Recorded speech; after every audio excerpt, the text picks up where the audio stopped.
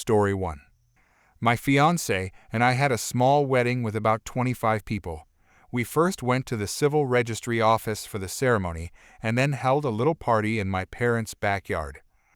We both have many aunts and uncles we couldn't invite because of the limited guest list. So we decided to host a small champagne reception in front of the civil registry office to give the people we couldn't invite a chance to congratulate us. One of my aunts, let's call her Siri, was specifically only invited to the champagne reception because she has a very difficult personality and tends to make everything about herself. However, she took it upon herself to call the civil registry office to find out the time of the official ceremony and attended without being invited. She even proudly told me she had called them, saying, "I wanted to see you get married, not just congratulate you." Siri then proceeded to tell absolutely everyone how I was her favorite niece, though I am her only one, and how she supposedly raised me when my mother went to university while my brothers and I were young. That is not even true. She babysat us maybe 5 times and always broke my parents' boundaries, such as letting us watch television all day, even though she was specifically told we couldn't have that much screen time. The list of her overstepping goes on and on. After everything, she even had the nerve to ask me why I wouldn't want her at the ceremony and claimed I had told her the wrong time. I explained that it was because I had a clear boundary between those who were invited to the full party and those who were only invited to the small reception due to the limited space. All my other aunts and uncles respected the invitation details, but rules never seemed to apply to Siri. She also wanted to give me her gift, which was an envelope with money, and I told her multiple times that she should hand it to my mom because I didn't have a bag with me. But she refused, saying she wouldn't do it because my mom hadn't greeted her. Yes, my mom didn't greet her, but that was because Siri keeps spreading unkind stories about her, like claiming my mom wouldn't accept my fiancé into the family because he didn't go to university and wasn't an academic. That's especially ironic given that my mom comes from a working-class family and didn't get her degree until she was over 30. I personally stopped studying before completing a degree, so I only have a nursing qualification through vocational training. Where I live, you don't have to attend university to become a nurse. My fiancé had just finished additional education, which literally gave him the equivalent of a bachelor's degree. So that's on my Aunt Siri, but unfortunately, she wasn't the only entitled person at the event. While we hosted our little champagne reception near the civil registry office, a seemingly homeless woman came up to us and asked if she could have some of the alcohol. My brother-in-law had to politely refuse her request. I honestly don't understand how she thought that was appropriate. To clarify regarding my fiancé's education, because I realized the formatting issues in my original writing might have caused some confusion. When I mentioned that my fiancé had completed additional education, I meant that he had just finished a program that officially grants him the equivalent of a bachelor's degree. I wanted to be clear on that point, because part of the rumors my Aunt Siri spread were based on her false claim that he wasn't educated enough or accepted into the family because of his background. That simply wasn't true. He worked very hard, and his achievement shows he is fully qualified and successful in his own right. So in the end, while my wedding day was filled with love, joy, and celebration, it was also overshadowed by entitled behavior from certain people. My Aunt Siri disregarded boundaries, inserted herself where she wasn't invited, and spread unkind stories about my family. On top of that, we faced an uncomfortable moment with a stranger who asked for alcohol during our reception. Despite all of this, I am still grateful for the support of the people who respected our wishes and came to celebrate with us in the way we had planned. They made the day special, and that is what I choose to remember most. Story 2. School is back, and with that comes the return to life and reality. My daughter arrives at school and parks wherever she can find an available space in the student parking lot. On Friday this week, she parked in a spot when the head cheerleader pulled up, honked her horn at my daughter, and said, "Excuse me, you're like in my spot." My daughter explained to her that it wasn't her spot, as no parking spaces are reserved for anyone, and since the beginning of the school year, she hadn't seen the cheerleader parking in that so-called reserved spot. The cheerleader ended up finding another place to park, but once inside the school, she approached my daughter at her locker and demanded that she move her car, threatening to call a tow truck if she didn't. My daughter once again told her politely, "There's no reserving parking spots, and it's not going to harm your legs if you have to walk a little farther." At that moment, a teacher walked by and asked what was going on. The cheerleader tried to play the victim, insisting her parking spot had been taken. The teacher reminded her that there are no assigned spaces and told her to stop making such a big deal out of it. My daughter left her locker and went to her homeroom. By the time she returned later, she discovered notes taped to her locker accusing her of being a parking space thief. She immediately went to the principal and reported the harassment she had received. Not long after, while the two were in the same class, the announcement system came on and said, "Will insert name report to the principal's office?" I can only imagine how that conversation between the cheerleader and the principal went. Small update. I saw someone comment about social status, suggesting that the cheerleader might see herself as the queen bee. My daughter is actually the captain of the girls' soccer team, but unlike the cheerleader, she doesn't let her position as captain get to her or make her feel entitled. Update. As I was getting my mail, a car came speeding toward me.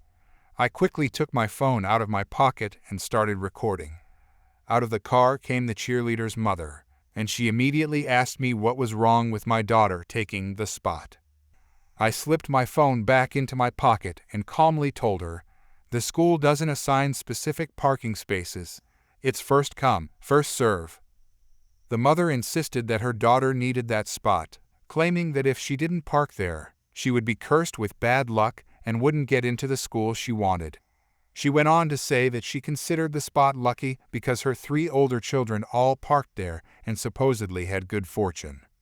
I couldn't help but laugh and replied, "Luck is something you make for yourself, not something tied to a superstition." As I turned to leave, I suddenly heard the woman shout, "Your daughter better watch herself on the soccer field and around the school. I'd hate to see her end up like Nancy Kerrigan." Once I got back inside, I checked my recording and confirmed that I had captured everything on audio. That way, if she, her daughter, or anyone else tries to cause trouble for my daughter, I now have proof that the mother was behind it. Thank you to everyone who has shown concern. The police and the principal are both informed about the cheerleader and her mother. The police have said they'll handle the situation with the mom. My daughter is currently getting a dash cam installed in her car as an extra precaution. For anyone asking how I know exactly what was said between my daughter and the cheerleader, my daughter told me everything herself. Please don't assume anything inappropriate about how I know the details. Also, to clarify again, the police and the school principal are already involved, and I have provided them with all of the information about what happened. Story 3. There was this little restaurant I went to. It was a nice little pub with really affordable food and very friendly staff. They also had a shuffleboard table, and that's where this story begins. I was on my lunch break from my actual job.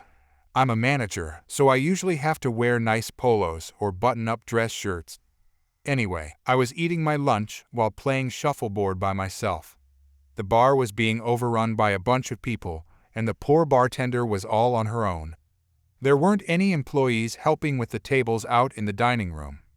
I personally knew the bartender, so I came up and asked if she needed any orders taken to any tables. She smiled at me and pointed to the plates that were on the serving tray. "Those go to the table in the corner," she said as she continued making drinks. I nodded, took the tray, and made my way over to the table to serve them. This one lady, we'll call her Karen, she had the classic, "I want to speak to your manager" style haircut, looked at me and scoffed. Karen said, "I have never seen it take this long for me to get a sandwich." I replied, "Sorry for that, Hannah, but she's been really busy at the bar," as I pointed to my friend. Karen fired back, "I know, and yet you just sit at the shuffleboard table and eat your burger while you let her drown in work. What kind of manager are you?" I raised a brow before remembering how nicely I was dressed.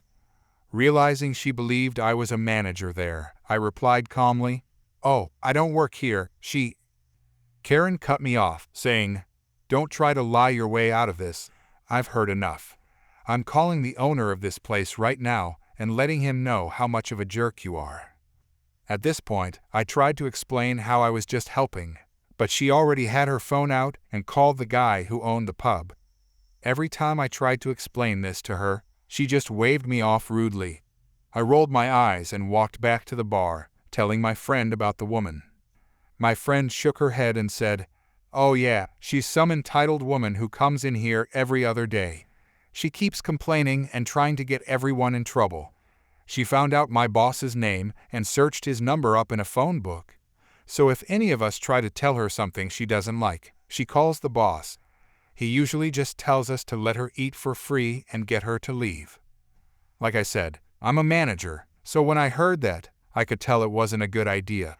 If you give problem customers free things, they're just gonna come back causing more problems, expecting to get more free things.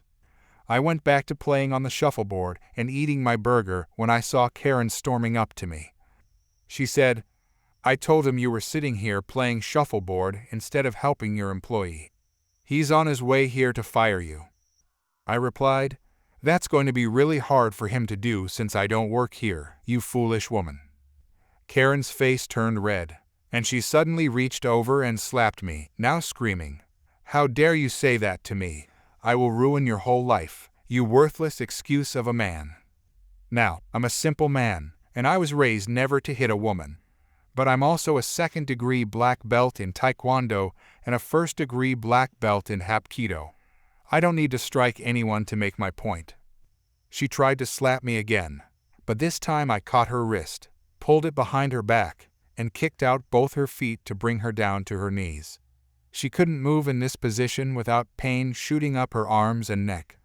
Believe me, I've been locked in this position before, so I know how it feels. At this point, the whole pub turned to watch the commotion, and my friend came over to me.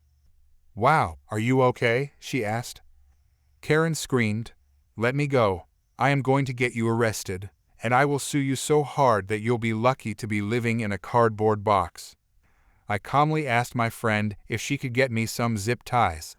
Once she brought them, I fashioned a pair of makeshift handcuffs and restrained Karen. Right then, the owner walked in and saw what was happening. The owner looked shocked. "Holy cow, what happened?"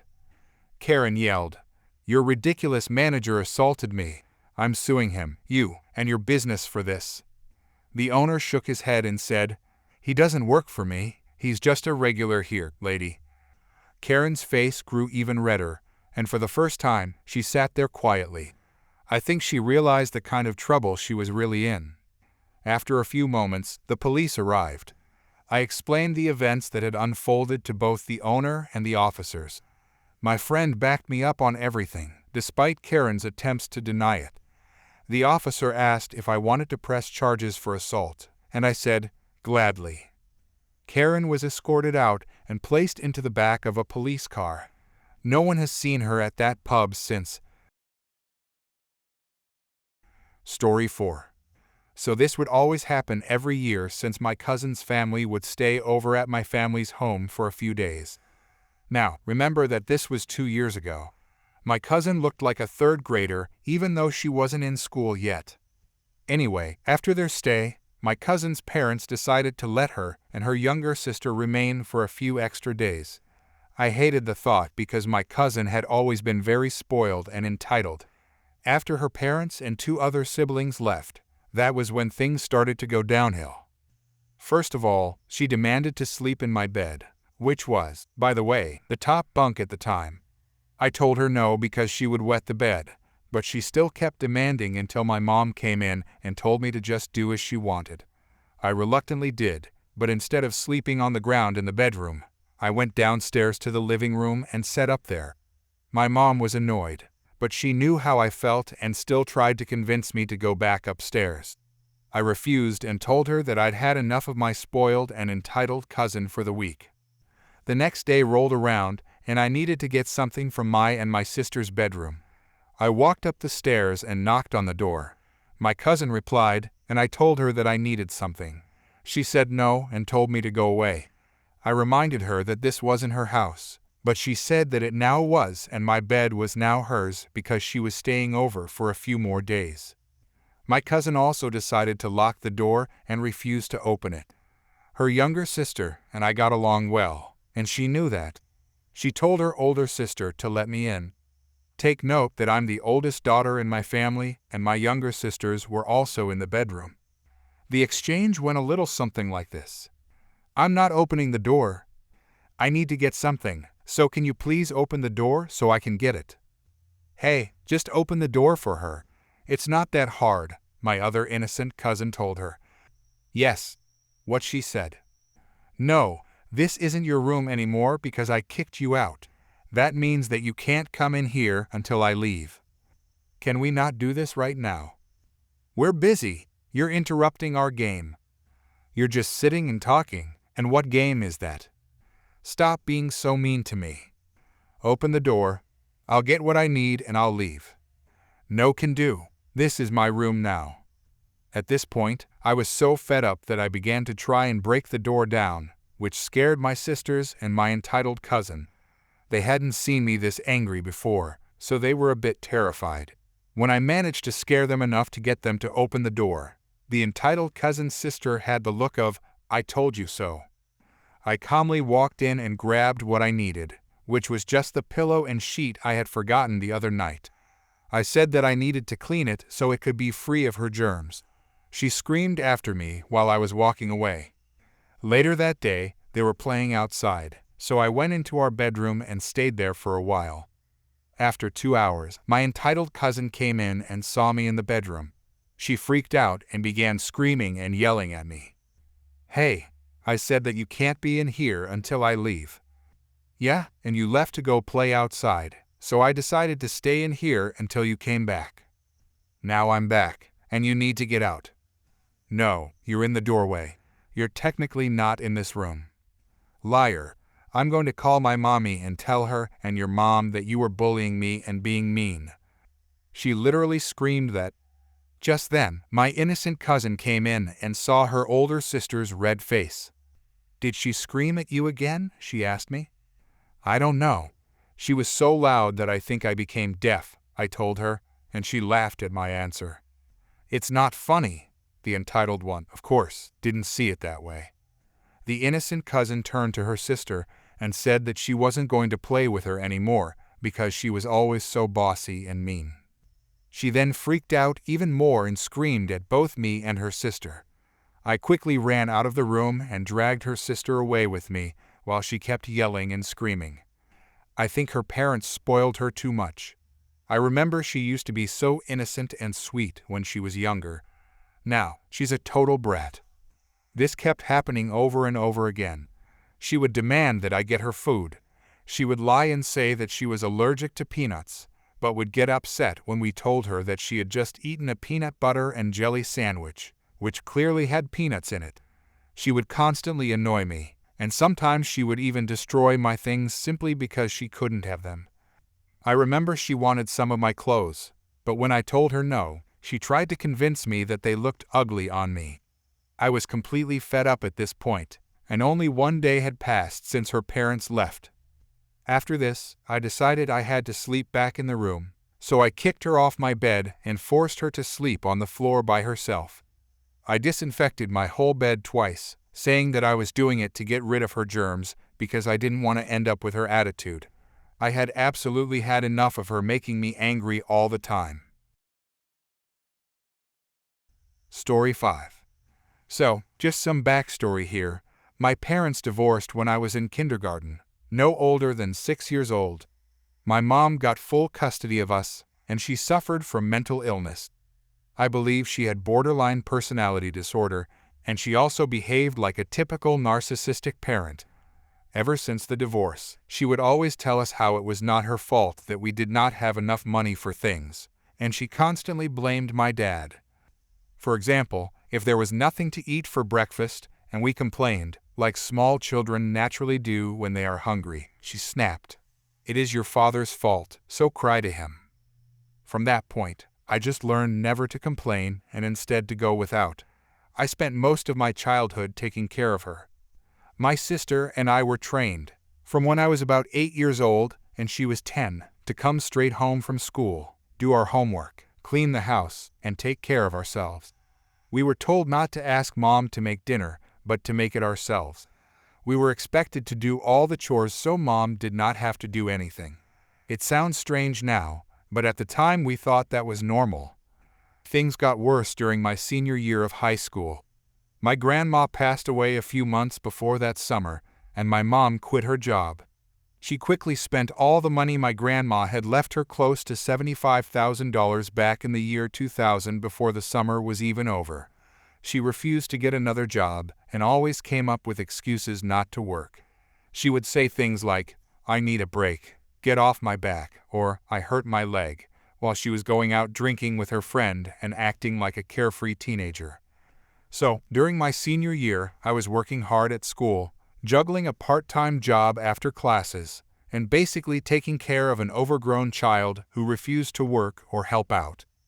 Anytime a utility was shut off, or there was no food left in the house, she would complain, "You have a job. Why can't you pay it?" If I mentioned the fact that my dad sent her child support, she would immediately change the subject and say that she had to use it all for my sister's tuition. Later, I found out that this was not true. She would even flaunt that child support check and laugh, referring to it as "Mommy's paycheck." Flash forward to when I was about to choose a college. My mom kept complaining about the costs and, of course, she had zero saved in a college fund. I could not afford a private university since I was only offered a partial scholarship. So I decided to attend a reasonably priced, but still highly regarded state university. During my freshman year, I was able to manage the cost of tuition and room and board since I lived on campus. In my last year of high school, I had already filed my taxes and completed the free application for federal student aid, often called FAFSA, as soon as my wage and tax statement arrived. Because of that, I had a decent amount of grants to help with the expenses. But during my first year of college, I almost became unable to receive financial aid for my second year. Why? My wage and tax statement was mailed to my home address, and my mom, being the caring and supportive mother she was, shredded it and threw it in the trash. I found out because my sister was home that weekend and saw it happen. My mom denied it, and when I came home for spring break and pressed her about it, she lied and said her friend, who was a certified public accountant, had them. My sister called her out on this bluff by phoning the friend, who told us she did not have any of our tax information. In fact, she was very concerned and advised me and my sister to request duplicate wage and tax statements and have them sent home. She promised to make sure my mom would send them along to me. My mom was furious that we had checked with her friend and exposed her lie. But true to her word, the friend completed my taxes for me and also helped me with my FAFSA. I had offered to pay her or at least babysit for her children, but she kindly told me it was okay. I think she knew my mom was mentally unstable and felt sorry for me and my sister. At this point, I learned that my mom had not been helping my sister with her tuition at all, despite her claims. My sister had mentioned it to my dad, and he called my mom out and demanded to know where the child support money was really going. My mom insisted he was not paying her enough, and that was why she could not help us out.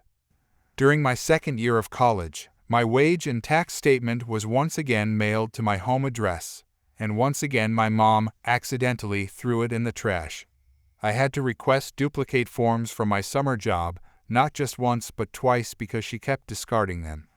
As a result, I filed my tax return late that year, which meant my free application for federal student aid was also filed late, so I was unable to receive the full amount of aid I had before.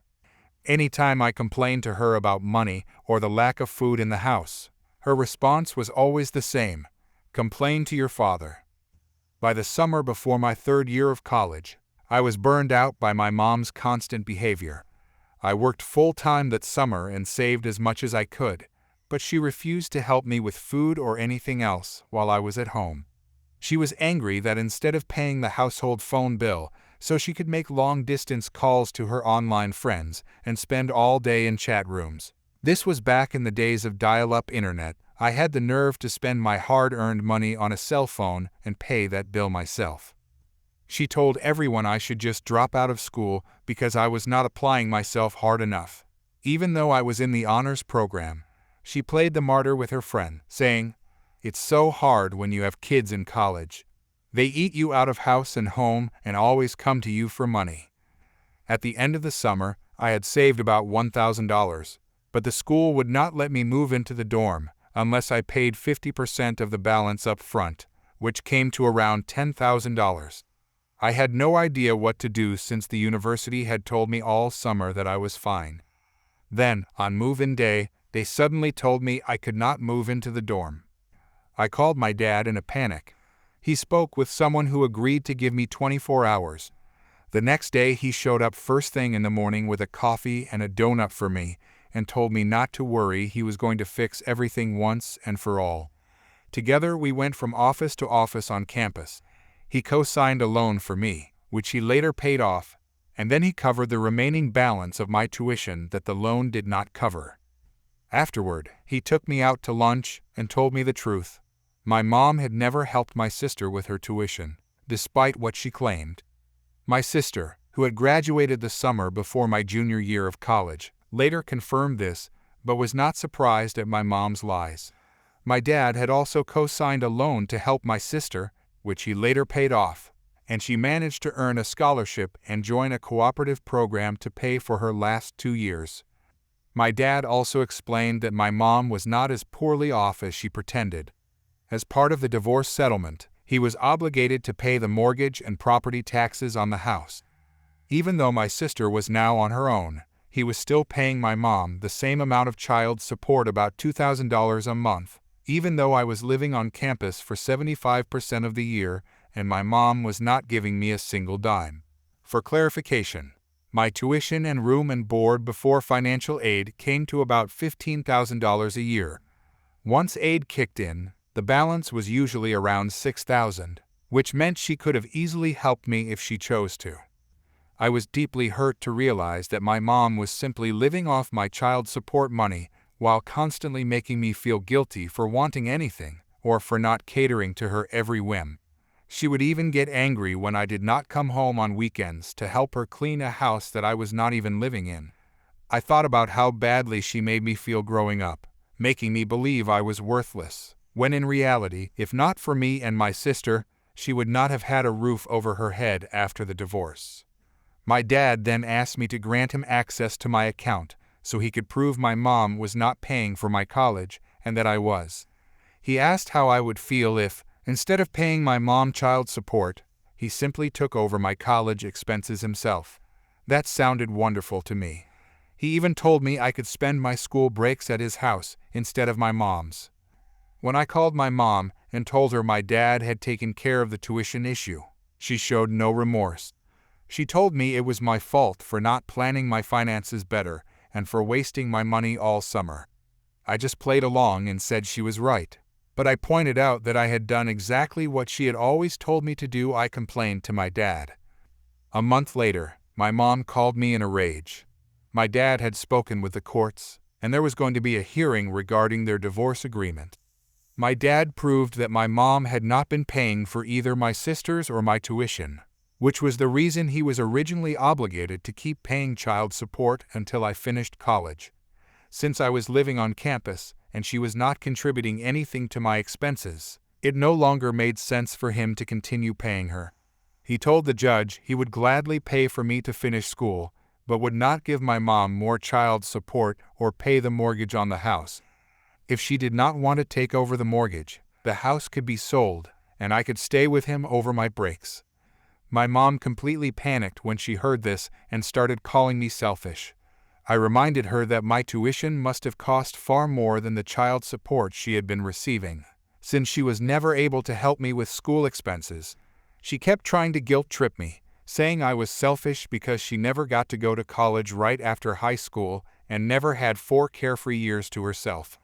I pointed out that she had not worked since my grandma passed away nearly 3 years earlier. while I was working and going to school at the same time. Meanwhile, she had been living what could only be described as a carefree lifestyle. She was furious. She tried to get back at my dad by not paying the utilities on the house, hoping to make it seem like she desperately needed the money. Then she told me that both the electricity and water were shut off, and that if I wanted to come home for winter break, I would need to help her out financially. At that point, she was actually living with her boyfriend at his condominium. I simply told her that I would miss her, but I would just go to my dad's house for winter break. She was extremely upset and cried about how selfish I was for not wanting to come home for Christmas. A quick side note about Christmas. The year before, my present from her was that she threw out many of my personal belongings. Why? Because she was angry at me for not coming home one weekend to help her clean. The reality was that for me to get home, I had to take 2 buses, 2 trains, spend $20 one way, and then wait, hoping she would remember to pick me up at the train station, which was only about a 20-minute drive for her. This was after I had already traveled for 4 to 5 hours during finals week. I told her I would help her clean for the holidays once I came home for winter break. Her response was to put all of my belongings in boxes, leave them on the front lawn, and many of them were ruined by the rain. I had to throw most of them away. So that year, I told her that I would come and visit during winter break once the utilities were turned back on. I told my dad what was going on, and he was thrilled. He and my stepmom, along with my younger half-brother and sister, were happy I would stay with them for the break. He even arranged for me to work at his office while I was there. He also called my mom directly and reminded her that child support had not yet stopped, and since the house was going to be listed for sale in a few months, there was no reason for the utilities to be shut off. Magically, she came up with the money to turn them back on. That spring, my dad officially took over my college tuition by court order. He also made sure I received my full financial aid since he personally picked up my wage and tax statement for me. My mom lost her child support and was told by the judge that she had to cooperate with the sale of the house and keep up with the utility bills until it sold. Eventually, her boyfriend moved in with her, and once the house was sold, she relocated to another time zone. The real kicker? It was cheaper for my dad to pay for my college expenses than it ever was for him to pay her child support. To summarize, my mom took advantage of me, manipulated me, and exploited me for years. But in the end, I finally got my revenge by doing exactly what she had always told me to do: complain to my father.